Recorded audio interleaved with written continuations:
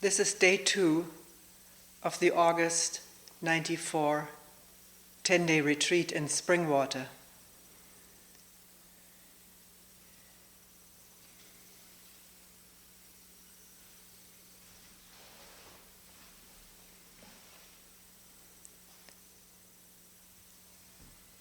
We'll go into 2 questions this morning.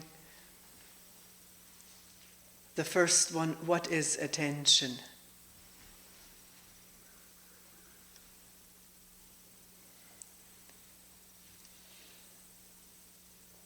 And the second one, how to be with fear.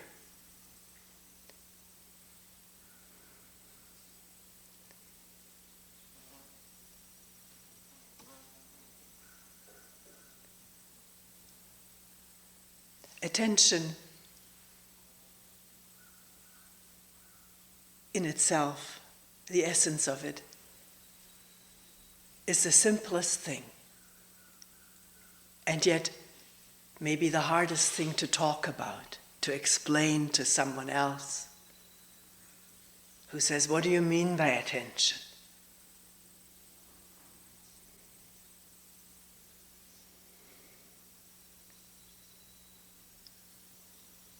So rather than explaining it, can we listen together and maybe come upon this quality of being, which we label attention, keeping in mind that the word attention is not this just listening, not listening to the crows, but caw, caw, caw.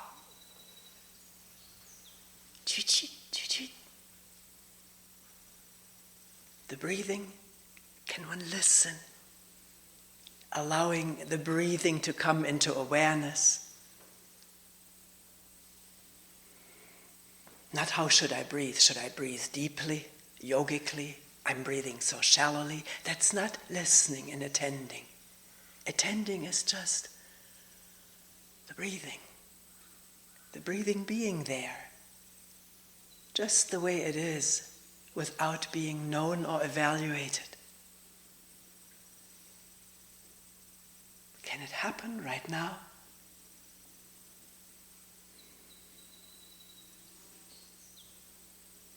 Breathing is there, isn't it? This moment it's there. And is the twittering of the birds there too, and the humming of the insect?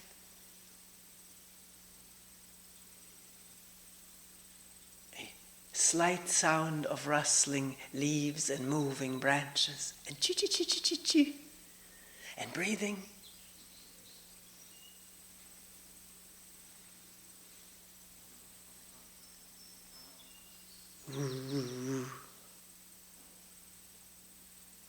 The thought, I'm listening to the humming of the bird or the humming of the insect. I'm listening to the birds. I'm listening or attending to my breathing. That's verbalization. That's talking about it or thinking about it. This is not thinking about it, this is happening. Wind and movement of body and breathing and heartbeat, bird song, that's happening. It's there. It's there with this living organism that's sitting here.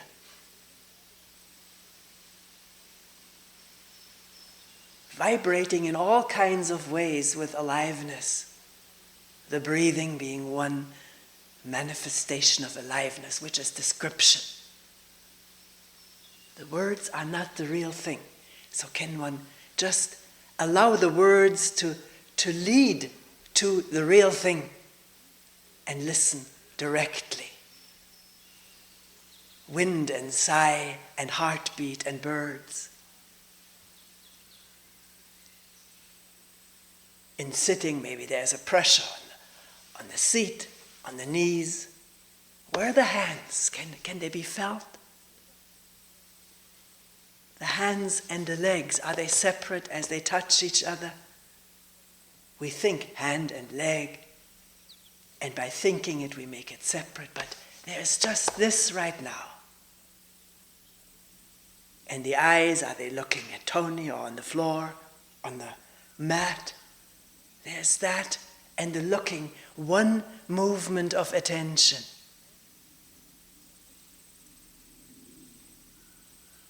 Ooh, the sound. The brain says it's an airplane. Maybe it is, maybe it isn't.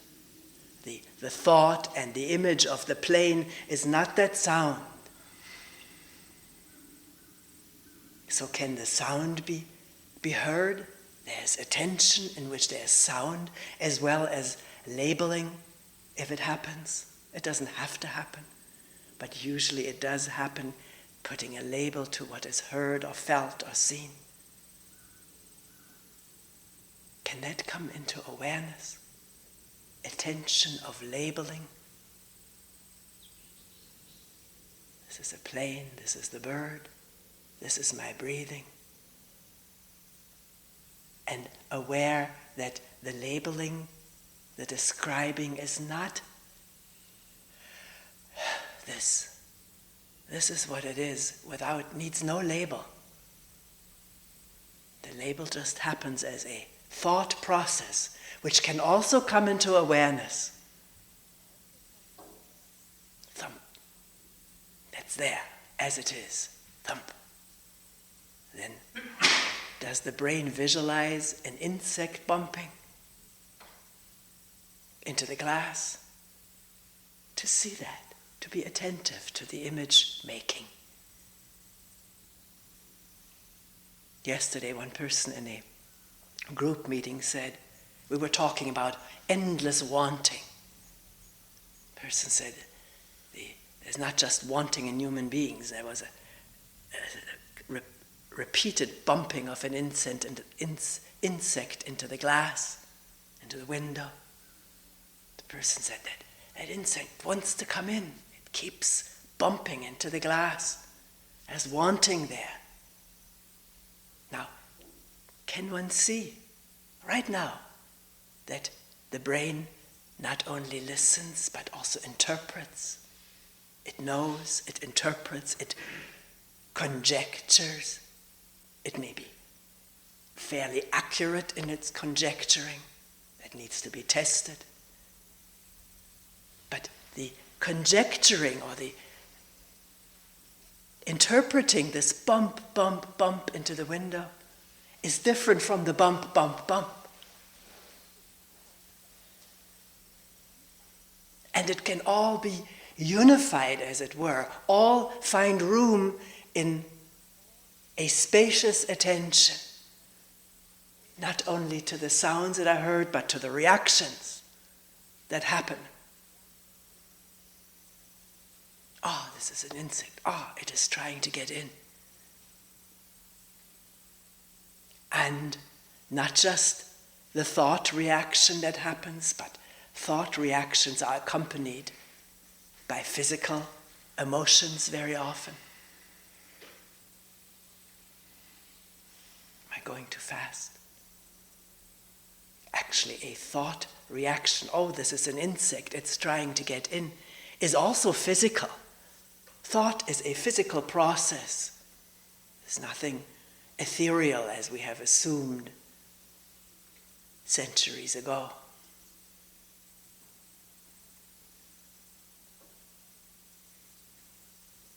But to the very subtle material reaction of thinking this is an insect, which can come into awareness. There may be the reaction, poor insect, it's suffering. Or I wish there were fewer insects around here. I would enjoy this retreat more with fewer insects. Maybe an emotional reaction of frustration or anger, annoyance. Walks through the woods and there's a buzz around the head. So can also the emotional reaction come into awareness?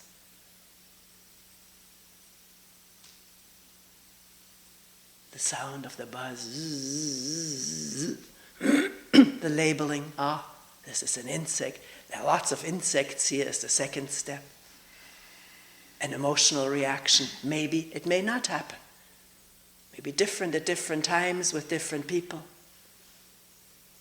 But can whatever is going on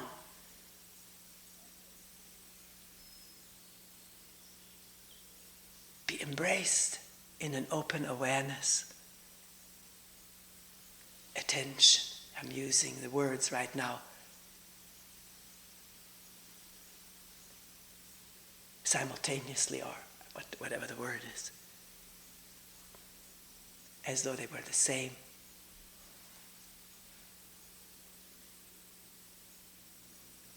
And someone asked, well, what do you mean by open awareness? What do you mean by open attention? What do you mean by this open, spacious? Words which are used very often. Open awareness or open listening, open attention. The openness means just what's there. The hum of the plane, the rustling of leaves.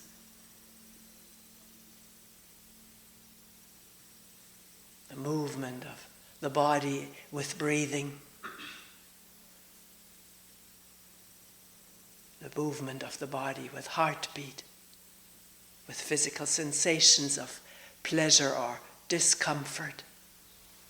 Maybe there's a pain, an ache in the back or knee or shoulder. Can that find room in awareness without being judged or condemned instantly?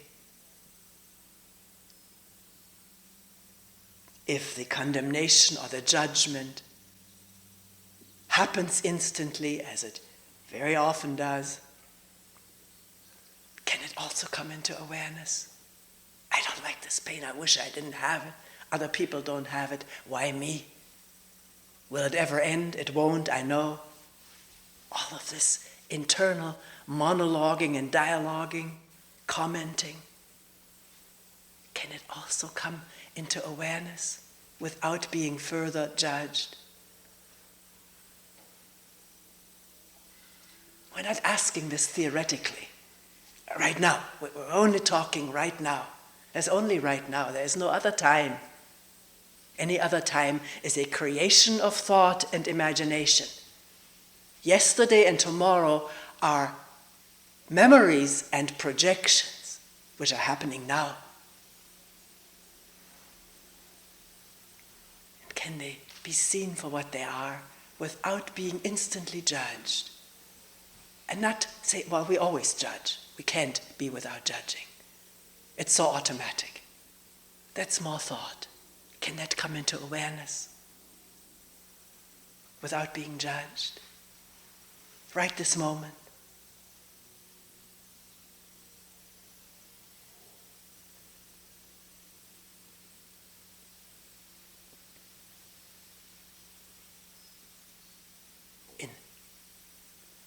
Sitting here right now,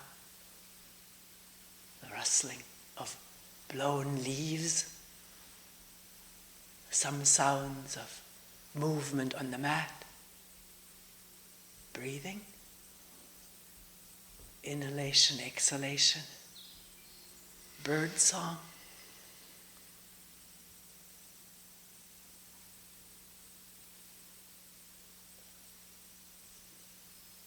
Is it just simply here? Does anything need to be done about it? Does it need to be known? There's automatic impulse to know it, which is the labeling, the categorizing it. This is something helpful, this is something nice, or this is something dangerous. This happens very automatically. The brain is conditioned to figure out as quickly as possible whether something is dangerous or friendly, desirable or to be avoided or run away from.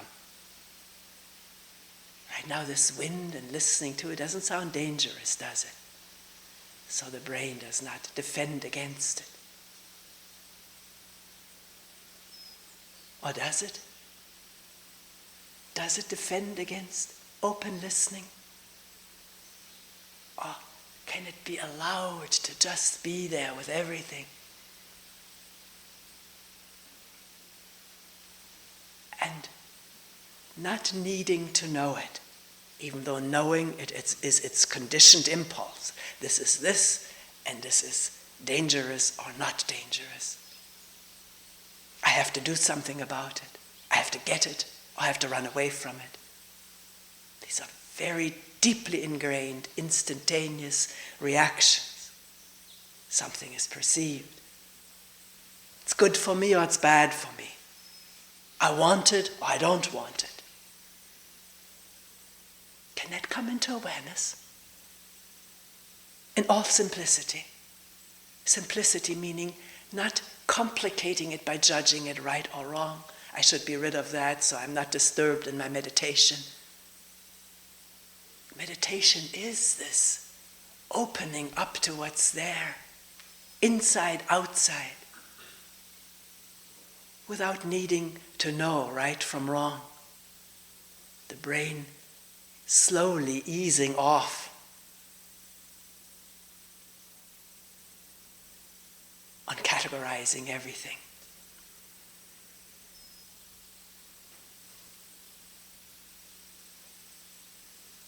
As it is watched in doing it, it can ease off because awareness is free of fear.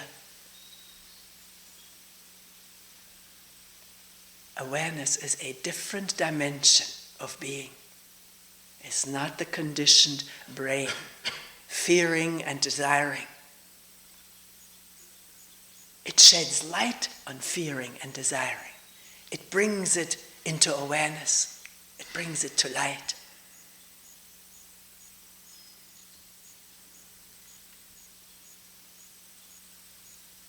And has no need of doing anything for or against what's there, what's here. It's all seen and felt and heard to happen as it is happening.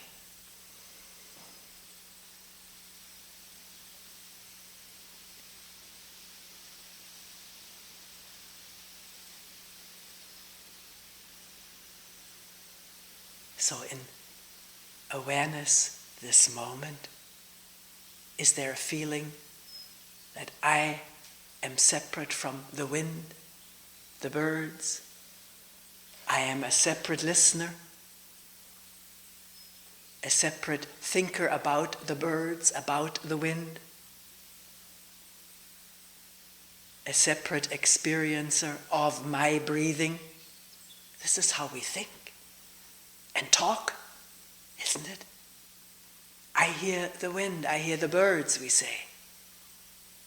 I'm attending to my breathing. This is how we talk. We're not judging it. We're just looking at it. And by verbalizing, maybe there'll be something more than verbalization happening. Awareness of how we talk and how that way of talking emphasizes and reinforces constantly the conviction that there is a separate listener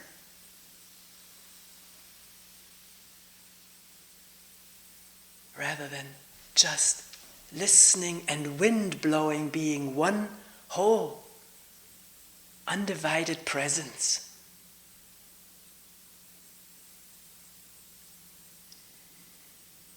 If there's no thought, here I am listening, I have ears and the ears hear, these are my ears. If these thoughts don't run wild, as they usually do, and constant, if they quiet down, and suddenly there is no feeling of separation because everything is here, present now in its fullness, as well as emptiness. Emptiness of being something fixed, crystallized, categorized as this or that.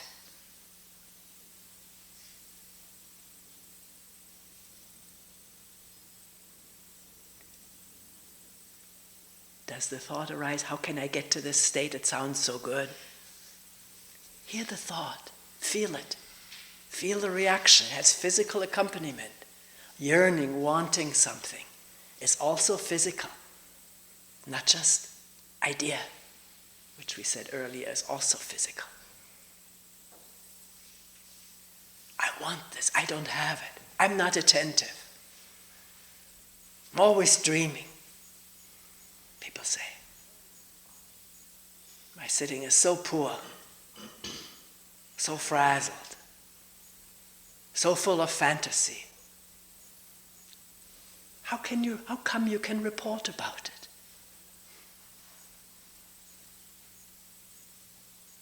There must be some attention somewhere to be able to give an account of what's going on. There was no attention and uninterrupted dreaming. There would not be anyone saying, I'm dreaming all the time. That can only be said if there's a moment of waking up. And then, as is usually the case, conditioned thinking taking over. I shouldn't be dreaming.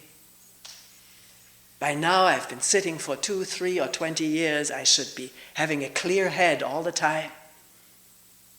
And do we see what happens with this kind of thinking, which is so ingrained, habitual? There's no attention in that. There's only the running of self-deprecation, judgment with its emotional accompaniment, feeling down about oneself. But this moment, this instant, together with the plane and the sound of people moving, can fantasizing and reacting to the fantasy come into awareness in all simplicity? This is what the mind does. Fantasize most of the time. Think about things to do or things that happened in the past and emote accordingly. With pleasure anticipating something nice, with fear anticipating something horrible or painful. And then a moment of waking up to it.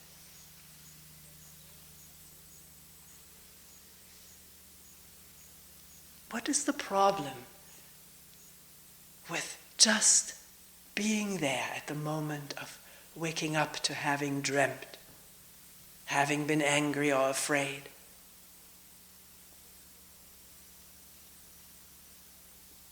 If no thought would arise about what had happened, commenting about it, judging about it, blaming,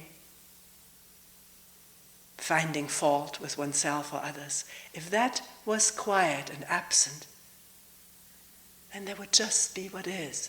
The fantasy that was may still reverberate in memory. We do remember our dreams, don't we, when we wake up? Still reverberate for a while in memory. But in addition to the reverberation of memory of the past dream, there's also the humming of insects, the breathing and sound of movements, the movement of this whole body-mind would be just there, unobstructed, undisturbed by judgment and blame or praise. So, as blame or praise arise inwardly, I shouldn't have done it, or I'm pretty good at what I'm doing, how quickly can that come into awareness? Not in order to interrupt it. Awareness is the interruption. It's waking up. To what? To being here. Without expectation of things to happen to me. Maybe another problem with waking up and then so quickly drowning again. One has expected something of this waking up. It should be this way or that way. It should be like a flood of light or joy forever. So, can expectation at the moment of waking up? No, at the moment of waking up there is no expectation. That's why it's waking up. But an expectation arising, so what is happening now? Is this anything spectacular? Or it isn't? Can that come into awareness? Waking up, waking up, waking up. To a new movement of body-mind, which is about to entangle again. Entangling emotionally. And with that, closing up what was open for a moment.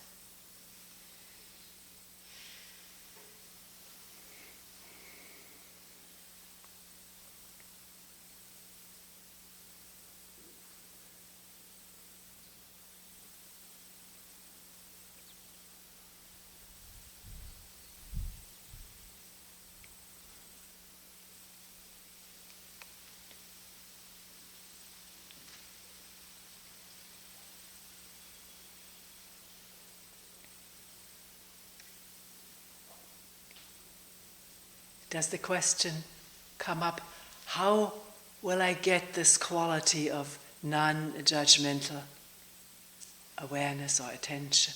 That's what I want. There's no need to want it, it's there. It's always there. But it's covered over with wanting it.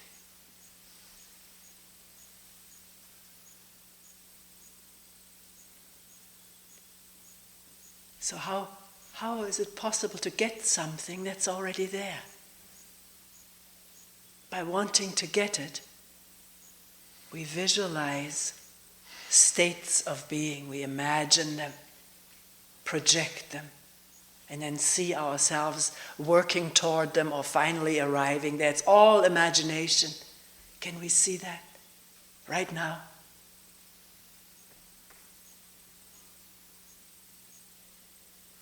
And at the same time, be that subtlest of all winds and hums and vibrations, inside, outside.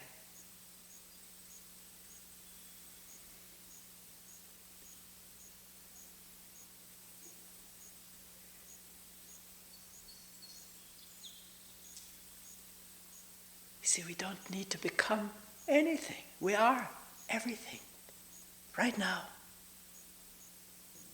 When the dividing thought process is at ease, then where is the separation?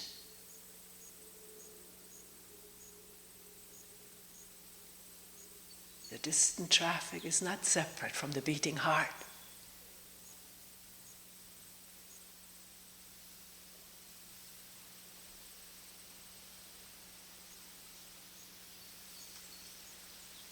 Until thought makes it so and says, I hear it, I'm here inside and that's far away outside. And with that also comes idea and visualization of distance, of space, of me and mine and not mine. Can one be observant of all of that? It is an amazingly interesting revelation to watch and keep watching and not expect spectacular results. It's a big impediment to simple, undisturbed listening and watching and being. So, by talking about it, be aware, beware of expectation, of results. Results are always in the future, but being is here, now, right this instant. Before it's even known, it's here.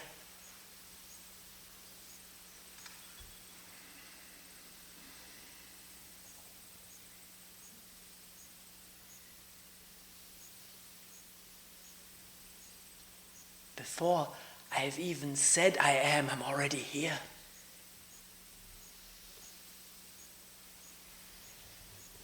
Not as someone known, but as caw, caw, caw. By which I don't mean becoming a crow. That's idea again.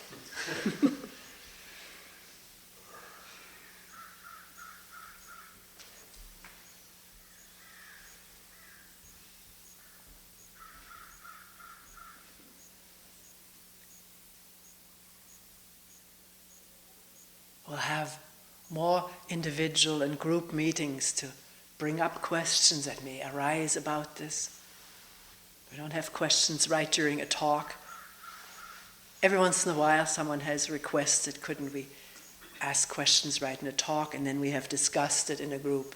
But usually the overwhelming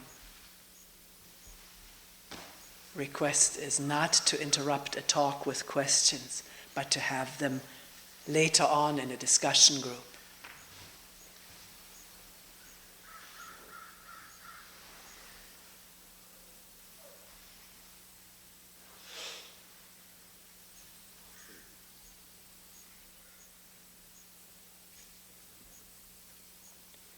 We'll come to our second topic, which is fear. Has already come up in several meetings.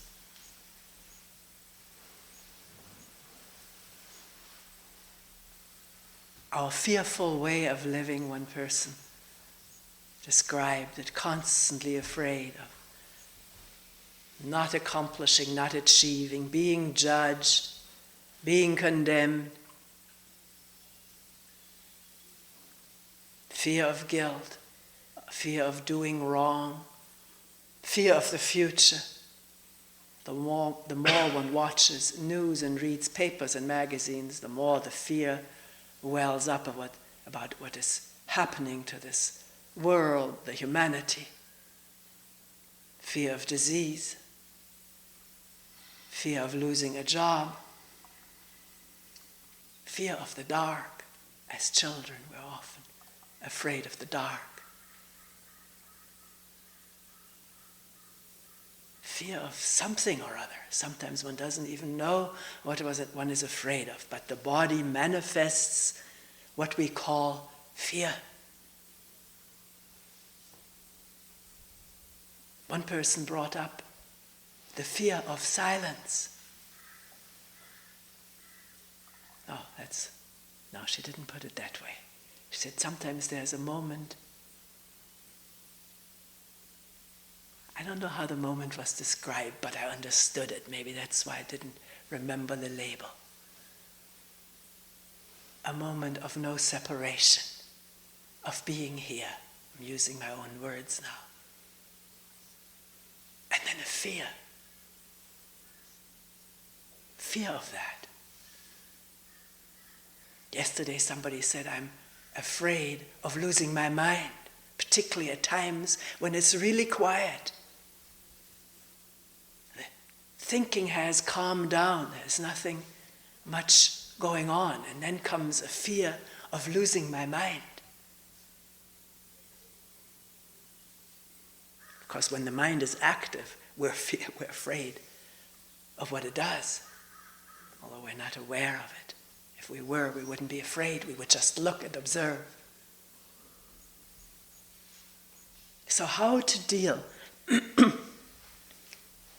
with what for some people is almost constant fear, maybe for all people who are operating as we are usually on this level of separation, of being separate individuals, mortal, vulnerable to anything we can imagine under the sun. How to be with that? Constant state of fearfulness. Actually, it happens the deeper one gets into listening and looking and being quiet, the more fears may come up in the beginning.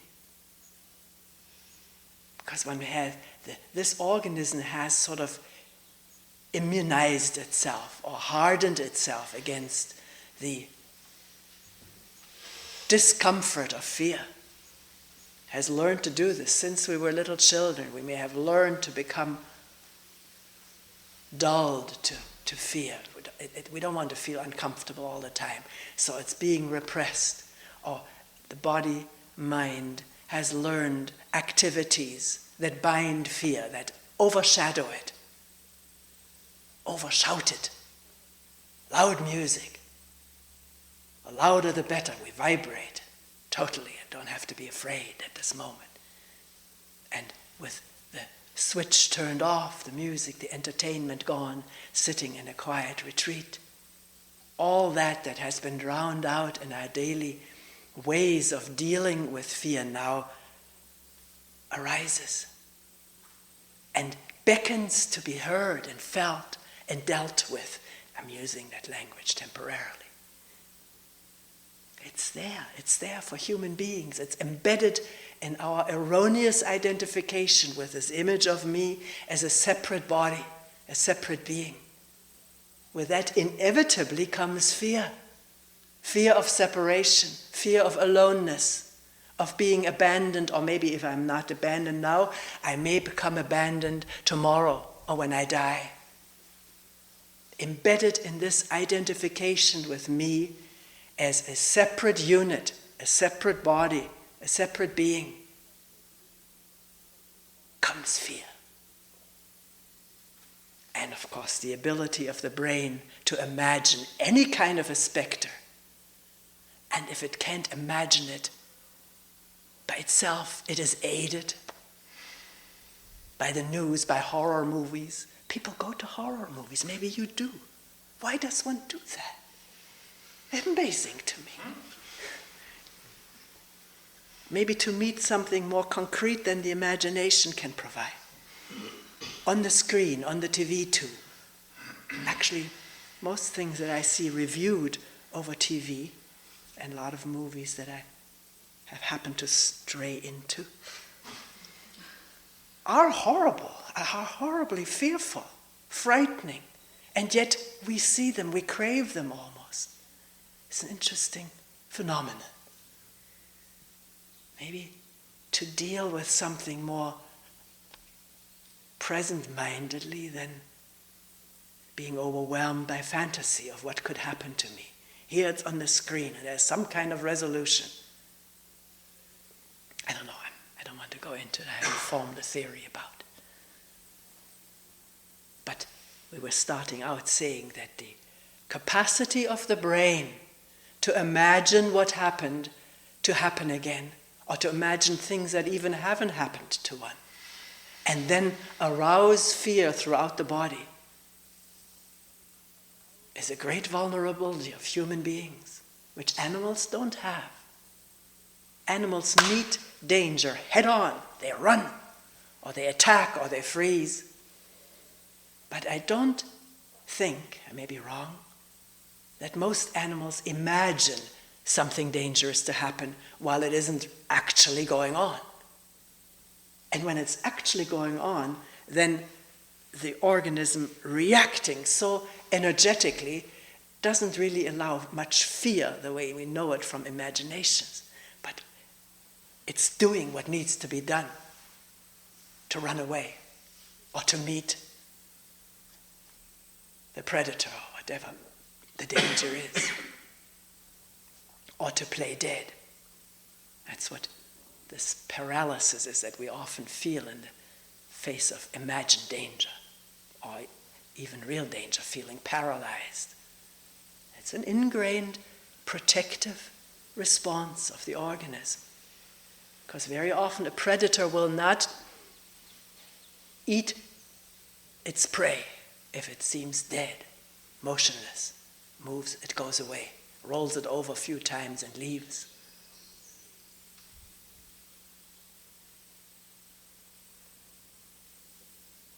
So,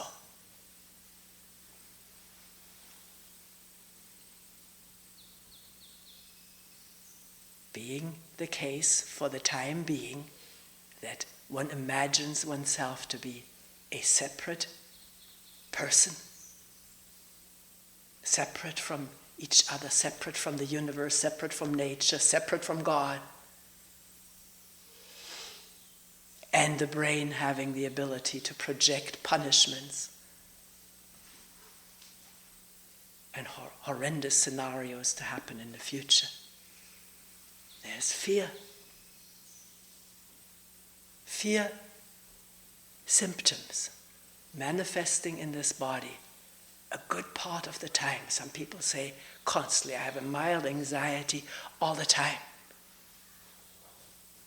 People report that. Mild tension of anxiety runs like a thread through my life. Which really means, if one questions a little bit further and looks, the body manifesting certain symptoms. Different, maybe for different people. Tensions are in the solar plexus, in the stomach.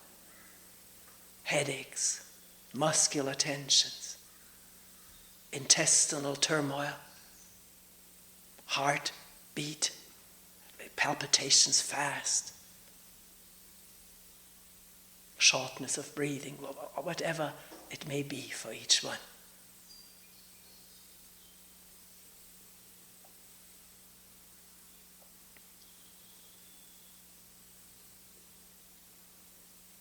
Aroused either by a memory arising, which one may not be aware of, but the memory of something that happened, or the projection from the memory of something that will happen, immediately sets the whole organism into the state of what we call fear, namely what we just said, these different symptoms,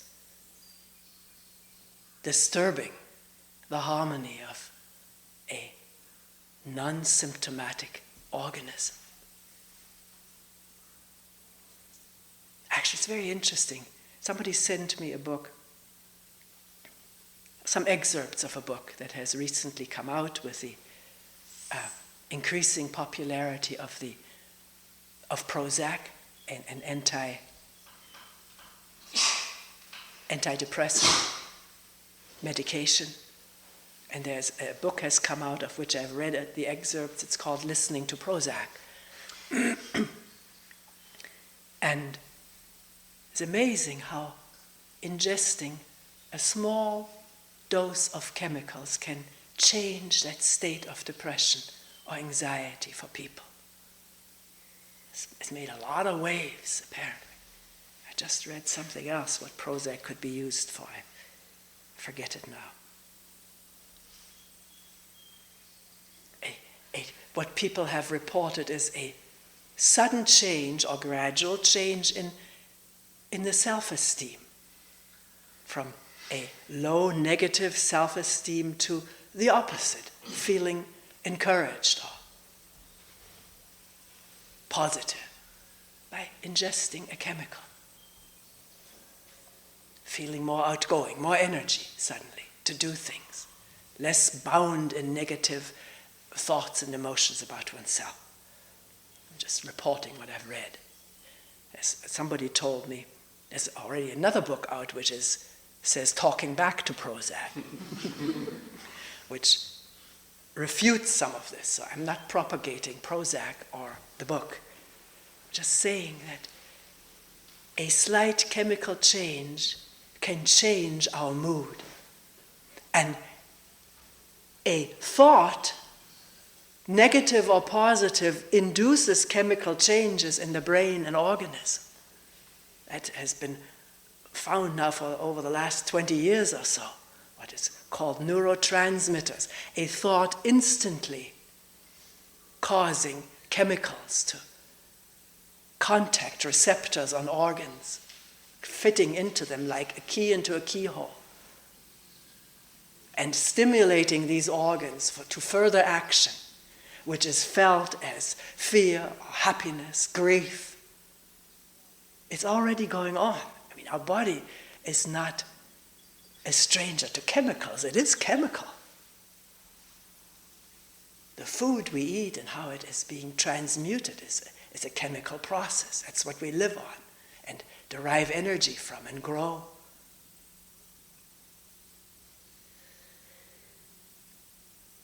So, can one wonder about when the process is there, one feels afraid, as we say, what started it? Maybe one can't trace it. It escaped the awareness. It happened so quick, a thought or a memory or an association. Maybe not a direct memory, but something seen or heard or smelled that reminds the brain of something else that was scary or painful in the past, and the body responds. And here it is, an upset, turbulent, disturbed organism, which implies or wants to say run or fight or freeze. That's what this organism is saying.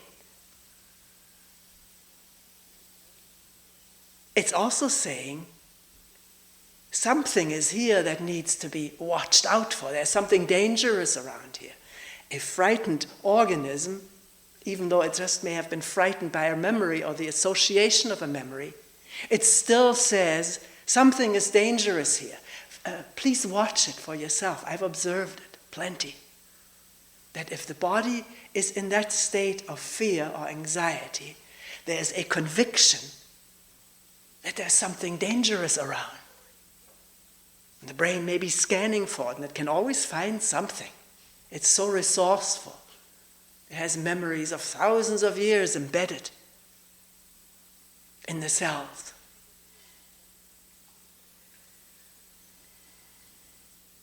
And of course, imagining or being convinced that there must be something dangerous around because I feel that way increases and heightens the disturbance of the body. Gets more agitated because it can't quite find the danger. As it imagines it, then it's a feedback system.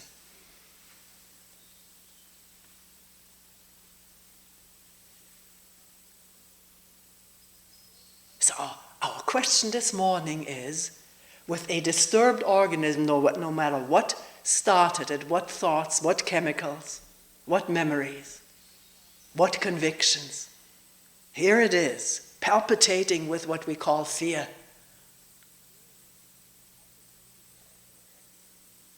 Can we get close to it? Not just close to it, but just total attention of this disagreeable mess. And one will find, if there is a real intention, next time or this time, I will get close to it. As a real amazing discovery, one doesn't want to get close to it. Doesn't want to feel it. All kind of mini convictions there. It's dangerous to feel this stuff. I won't survive it. It's unbearable.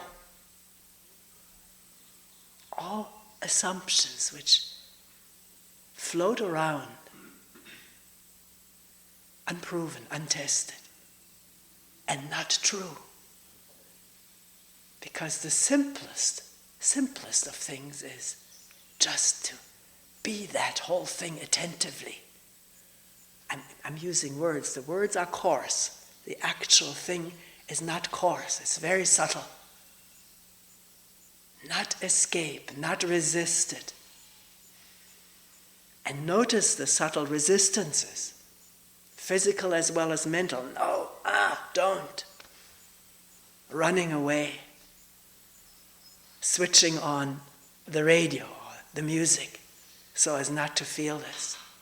And by music, I mean all kind of stuff that we've learned to do, not to feel fear directly once. This is the beauty of a retreat. There's plenty of opportunity. The only switch there is fantasies in the brain. But they burden one too.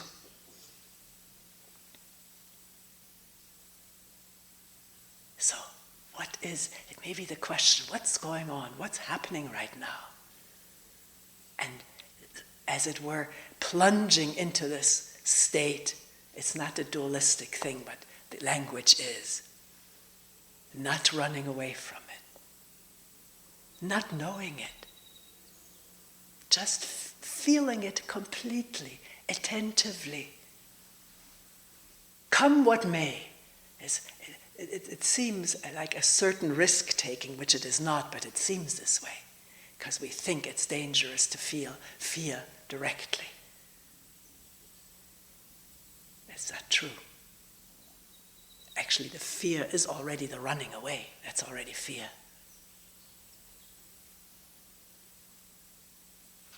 And if it's really possible to not run, not escape, not divide, not separate, in any kind of imaginable way, then this whole thing shifts, because it is for one moment the ending of separation.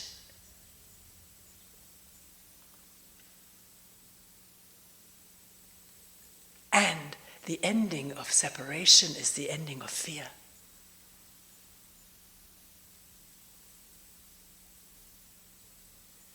In that there's realization that it's everything that's happening is one whole integrated process, of which each one of us is an inseparable part. Part, not the best word. One is the whole thing. So what is there to be afraid of?